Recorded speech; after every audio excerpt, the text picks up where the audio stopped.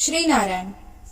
निरंतर परमात्मा के सानिध्य में रहने से एवं निरंतर परमात्मा से बात करते रहने से, अपना सब कुछ उनके साथ बांट लेने से परमात्मा की कृपा प्राप्त होती है। दिव्य दृष्टि प्राप्त तब होती है जब इस संसार का आकर्षण समाप्त हो जाता है, जब लगता है कि संसार के सुख और दुख के पार भी कुछ है। दिव्य दृष्टि प्राप्त करने के लिए एक ही मार्ग है और वह है तपस्या। तपस्या में कड़े नियम निभाने की आवश्यकता होती है और एकांत में रहना आवश्यक होता है, जिससे ऐसी अलौकिक दृष्टि प्राप्त होती है जिससे मनुष्य भूत भविष्य और वर्तमान की अथवा परोक्ष की सब बातें प्रत्यक्ष की तरह देख सकता है।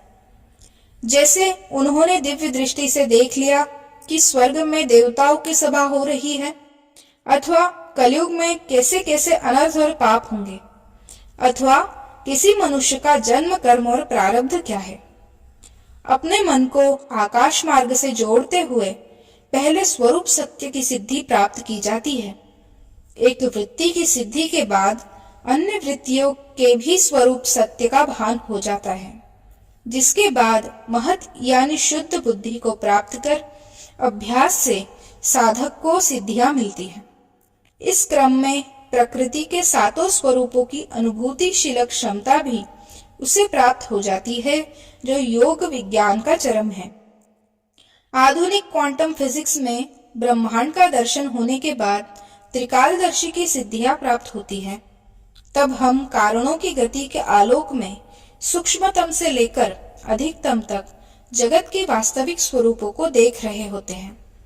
यही दिव्य दृष्टि है, जिसके बाद साधक मोक्ष प्राप्ति के रास्ते पर आगे बढ़ने में सक्षम हो जाता है।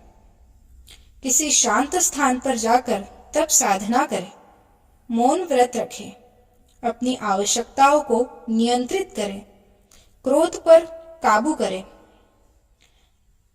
किसी भी शक्ति को प्राप्त करने से पूर्व यह जानना जरूरी है कि क्या आप उस शक्ति का उपयोग कर भी पाएंगे या नहीं, क्योंकि अगर नहीं कर पाए तो उस शक्ति को संभालना कठिन होता है।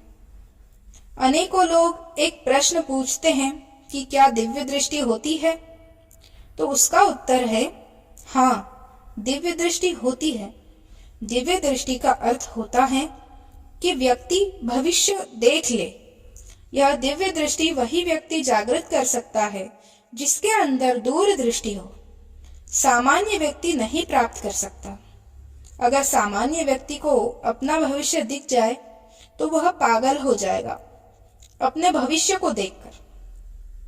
हम सभी यह जानते हैं कि हम भविष्य नहीं बदल सकते और भविष्य जानना नहीं चाहिए। बिना गुरु के इस शक्ति को जागृत नहीं किया जा सकता है और बिना गुरु के वही इसको जागृत कर सकता है जिसके ऊपर ईश्वर की कृपा हो। अगर बिना गुरु के जागृत किया जाए तो व्यक्ति भ्रम में भी पड़ सकता है। श्री नारायण।